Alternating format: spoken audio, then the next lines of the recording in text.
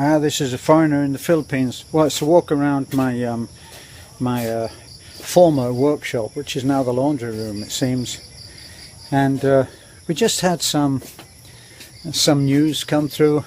At the moment it's only hearsay, but this person has said to that person, has then finally called us and said that the house of Nisa is broken.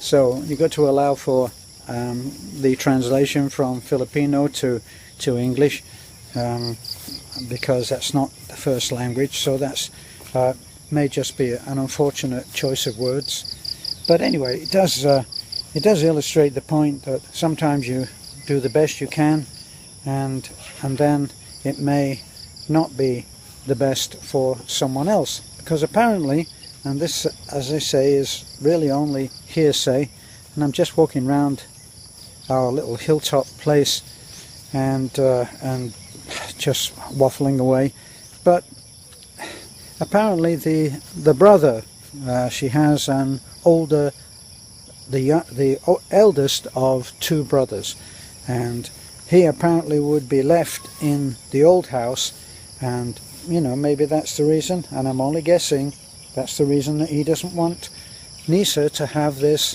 nice new house. So the hearsay is that he has done some damage. So now we're being told by a third or fourth party, well, you're going to have to report this to the police. Well, is that really what we're going to do?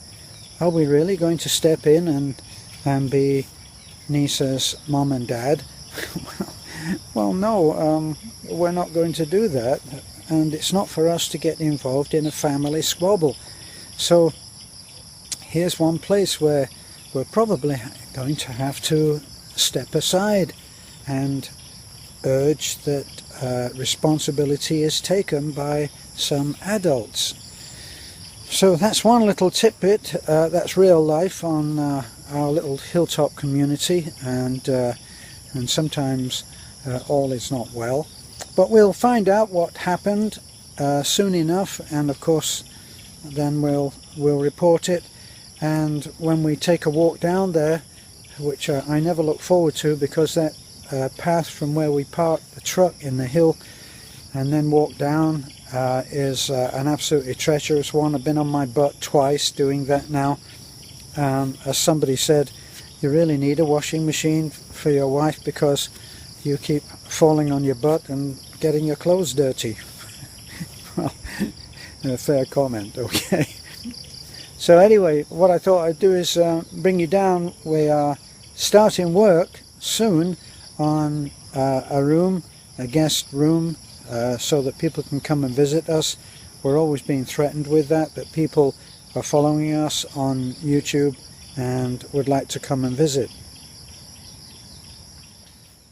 which we would really like, but we need somewhere for you to stay. So my workshop has, for the moment at least, gone another way, and I'm going to show you what that looks like now, because we're having some timber cut.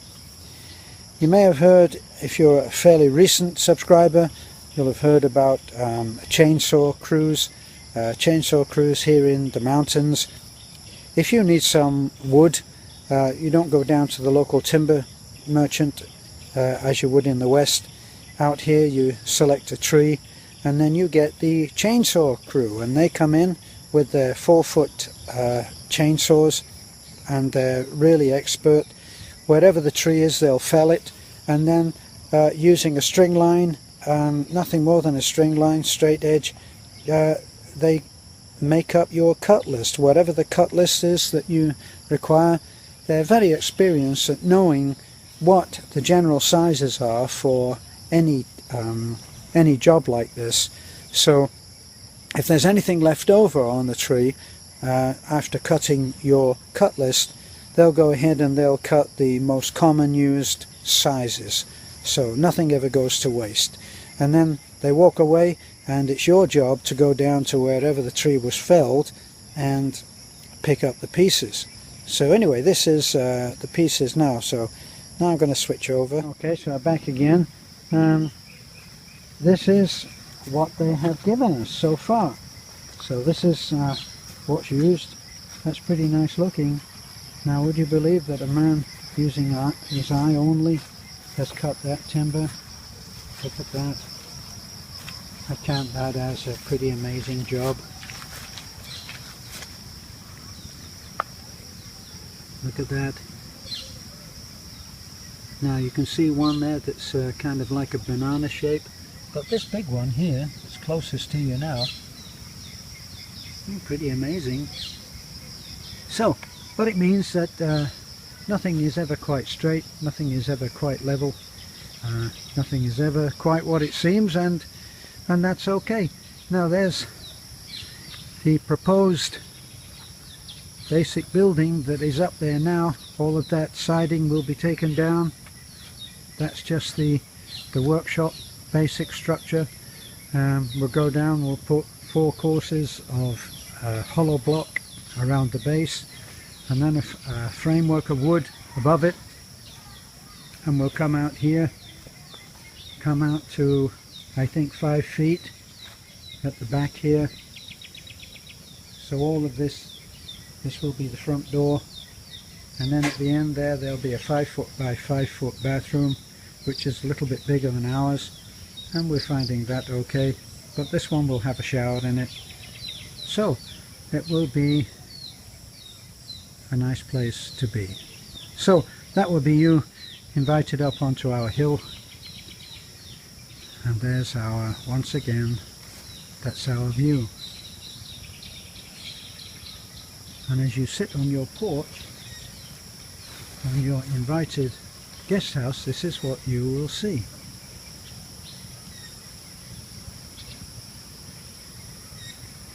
And because the chickens are giving us a rest today, what you can hear right now when I shut up is what you will hear.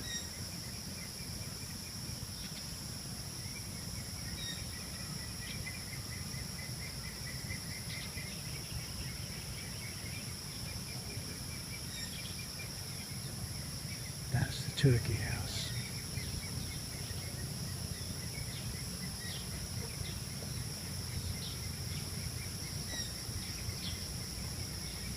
And when you wake up in the morning, don't be surprised if there's a carabao right outside your door chewing on the grass.